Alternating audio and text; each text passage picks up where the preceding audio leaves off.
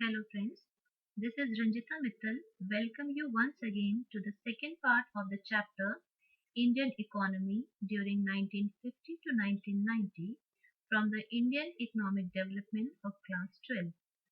In this chapter, we'll discuss upon the state of agriculture sector, industrial sector and India's foreign trade during the 4 decades between 1950 to 1990. So first, we will discuss the features, problems and policies of agriculture. Agriculture. What is agriculture? It is the backbone of Indian economy. It refers to all those processes which are related to production of food crops like rice, wheat, jowar, etc. and other non-food crops like jute, cotton, etc. Agriculture produces goods through exploitation of natural resources. As we know that Indian economy is also known as agricultural economy. So let us discuss some features of Indian agriculture during the period of 1950 to 1990. The first feature was low productivity. Productivity means output per hectare of land. Per hectare of land में जमीन में कितना production होता है that is called the productivity at that time this productivity was extremely low in India second feature of Indian agriculture is disguised unemployment, which is popularly known as hidden employment, which occurs when number of persons engaged on land is much higher than what is actually needed. This reflects backwardness and poverty. One more feature of Indian agriculture is the dependence on rainfall. Agriculture in India is heavily dependent on rainfall. Accordingly, crop production is highly uncertain. Good rainfall means good crop and bad rainfall means bad crop. One more feature of Indian agriculture is subsistence farming, which means farming in India is subsistence oriented. It means the primary objective of farmer is to secure subsistence for his family. It is not to earn profit. Subsistence agriculture fails to generate surplus for investment and it leads to stagnation in agriculture.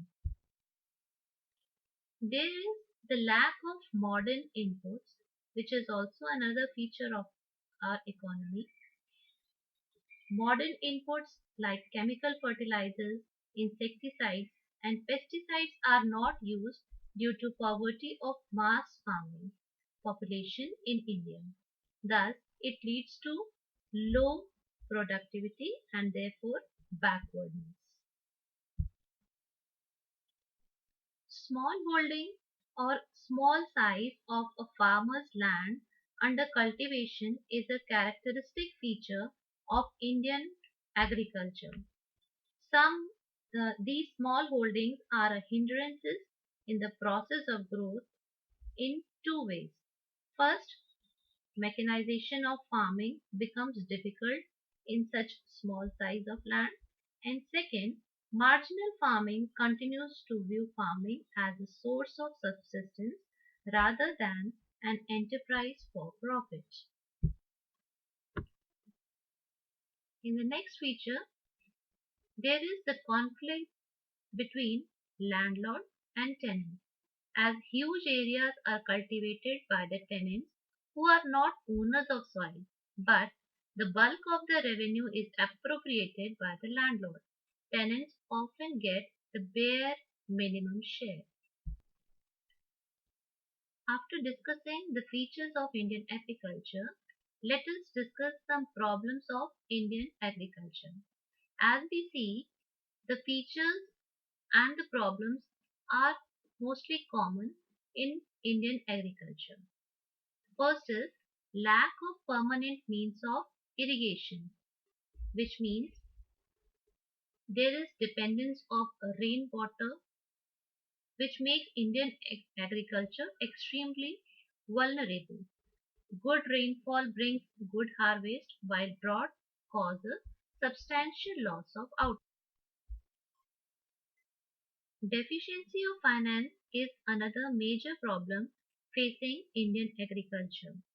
For bulk of their financial needs, the small farmers depend upon non-institutional sources including mahajans, money lenders and the landlords.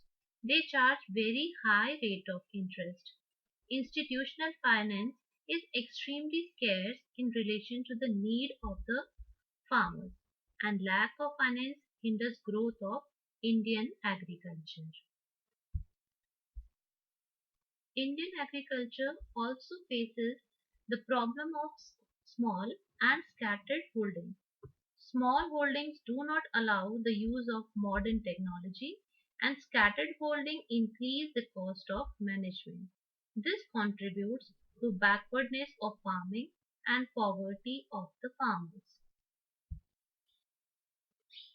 There was also exploitative agrarian relationship between the landlord and the tenants. Mostly landlords seldom do farming themselves. They only rely on rental income. They tend to exploit their tenants and related charges.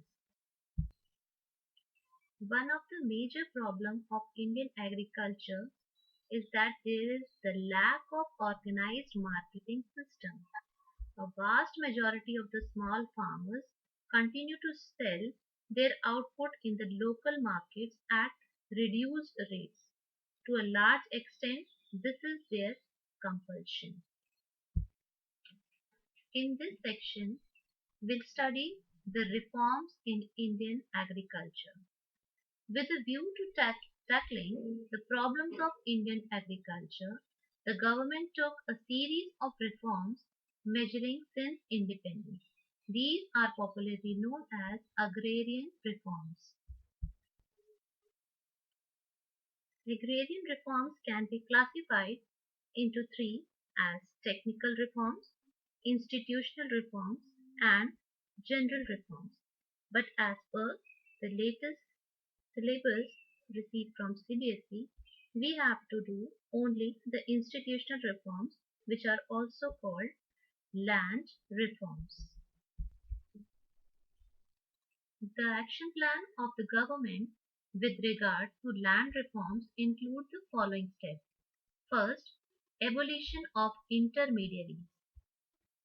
Intermediaries between the state and the actual tillers of the soil, who were known as jamindars, were abolished with a view to stopping exploitation of the cultivators by them.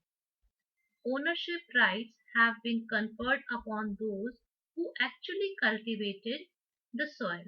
This has been done with a view to stopping exploitation of the cultivators by the zamindars.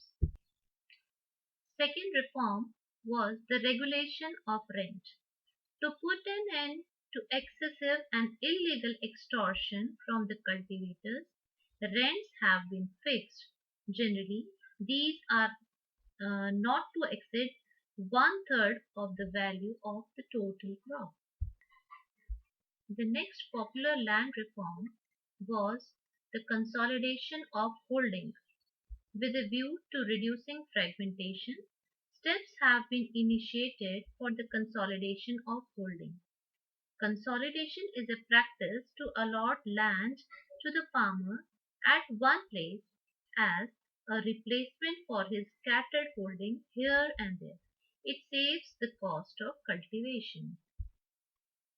Another land reform was the ceiling on land holdings. With a view to promoting equality in the distribution of land, ceiling has been imposed on the holding size. Ceiling on holding is the maximum size of cultivable land holding that an individual or a family can own. The surplus land has been resumed by the government and redistributed among small holders or landless laborers. cooperative farming. It is encouraged to enhance bargaining power of the smallholders. Together they can buy inputs at a lower price and sell their produce at a higher prices.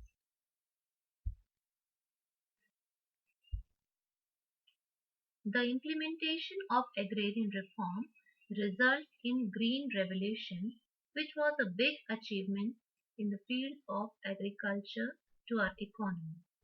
The agrarian reform brings a substantial improvement in Indian agriculture. From a backward and stagnant sector of economy, agriculture has emerged to be a developing sector of the economy. This achievement, popularly termed as Green Revolution. Green refers to crop and revolution refers to spurt. It started happening in India in the year 1967 to 68 itself. Food grain production increased by nearly 25%. India became self-sufficient in the food production of food grains. So friends, this was the strategy of agricultural sector during the 4 decades. Now let us discuss the strategy of industrial growth from 1947 to 1990.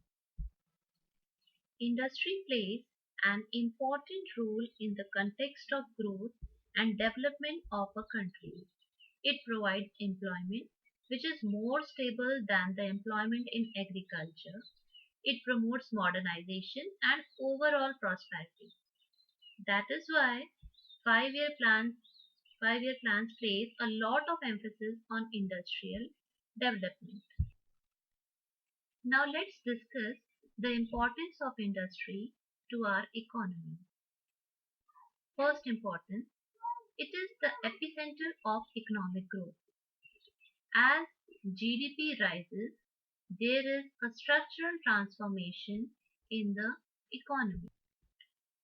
Industries start replacing agriculture as the engine of growth. This is because unlike agriculture, industry produces a wide range of goods which the consumer would like to consume as their income rises. The second importance of industries is that it is a source of employment. When agriculture sector is already overburdened and the labor force is rapidly rising, industries become a huge source of employment. Industry play a crucial role in mechanization of farming. Use of machines like tractors, thrashers, and harvesters in farming has become possible only owing to the growth and development of industry.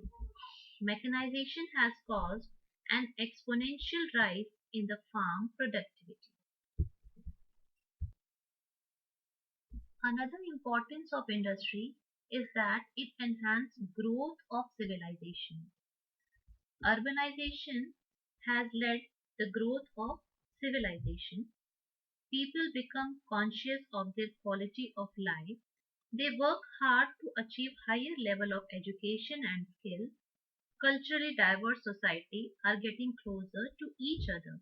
The world economies are merging into a global economy. Industries are important for infrastructural growth also, as industrialization has led to infrastructural growth in the economy. Industries tends to spread across different parts of the country, and as it spreads, there is the expansion of infrastructural facilities which are common use facilities by the industrial entrepreneurs like means of transport and communication, banking and insurance services, power, energy, and the like. Due to the excessive importance of industrial sector, Government of India has passed an industrial policy resolution in the year 1956, which was popularly known as IPR 1956. This resolution laid a roadmap of the second 5-year plan. Also, it was a milestone of achieving growth with social justice. Following were the principal elements of IPR 1956. Principal element of IPR 1956 was: first, there was threefold classification of industries. In this, industries were categorized into three different categories.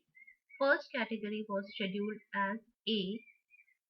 It comprises industries exclusively owned by the state government.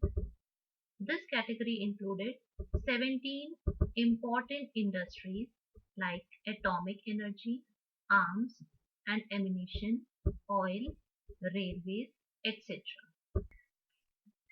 Second category was Schedule B. It comprises industries which could be established both as private and public sector enterprises. It included 12 industries like fertilizers, machine tools, aluminium, etc. Private sector play only a secondary role in this. Third category, which was Schedule C, all industries other than in category A and B were left to the private sector. Second principal element of IPR 1956 was industrial licensing. Industries in the private sector could be established only through a license from the government. The basic idea behind this was to encourage industries in backward regions of the country. This was to promote regional equality. A license was needed not only for establishing a new enterprise but also for expanding production capacity of the existing ones. This was to regulate the allocation of resources to different uses. The focus was to promote social welfare rather than private profit. Third principal element of IPR 1956 was industrial concession. The private entrepreneurs were offered many types of industrial concessions for establishing industry in the backward region of the country. These concessions include tax holiday, which means freedom from the payment of tax for some time, and subsidized power supply. Apart from heavy industries, small scale industries are equally important to promote the goals of employment and equity in the country. So first, let's discuss the definition of small scale industry. A small scale industry is defined with reference to the maximum investment allowed on the assets of a unit. Small scale industry is presently defined as one whose investment does not exceed rupees 5 crores. Some basic features of small scale industries are: first, small scale industries are employment oriented, that is, they are labor intensive. Such industries use more labor and thus they generate more employment. Second importance of small scale industries are equality oriented or regional equality, as small scale industries can be established anywhere without considering the source of raw material, hence they promote regional equality. Small scale industries are equity oriented, which promote income equality. Small scale industries need much smaller investment compared to large scale industries. It does not lead to concentration of economic power and promotes equality across different sections of the society. Equity is further promoted because of greater employment per unit of investment in small scale industries compared to large scale industries. After discussing the status of agriculture and industries between 1950 to 1990, let us discuss India's foreign trade during this period. First, what is international trade? Export and import of goods and services across different countries is called international trade. Now let's discuss the international trade at the time of independence. At that time, volume of India's foreign trade was moderate. Composition of trade pointed to a stagnant and backward economy because India was a huge exporter of raw material and receives and imports finished goods from the rest of the world. Direction of trade was not so diversified and it was confined only with Great Britain and followed by USA. Now let's discuss the international trade after the independence. There was substantial increase in the volume of international trade. Also, the change in composition of trade and direction of trade was shown, which means there was decline in percentage share of agricultural exports, share of conventional items, and increase in percentage share of manufactured goods. India also emerged as an important destination for the import of plants and machinery. Now friends, let's discuss inward-looking trade strategy, which is also called import substitution strategy. Inward-looking trade strategy refers to the policy of reliance on import substitution and protection to the domestic industry through important restrictions and important duties in the area of international trade. Merits of inward-looking trade strategy for our economy was first, high rate of industrial growth with structural transformation. Second was the diversification of industrial growth and wide opportunities of domestic investment. There was also some demerits of inward-looking trade strategy, which was growth of inefficient public monopolies, lack of competition implied lack of modernization, indiscriminate spread of public sector enterprises, and growth of economically unavailable state enterprises. So friends, here we came to an end to this chapter. I hope you understand it. Thank you.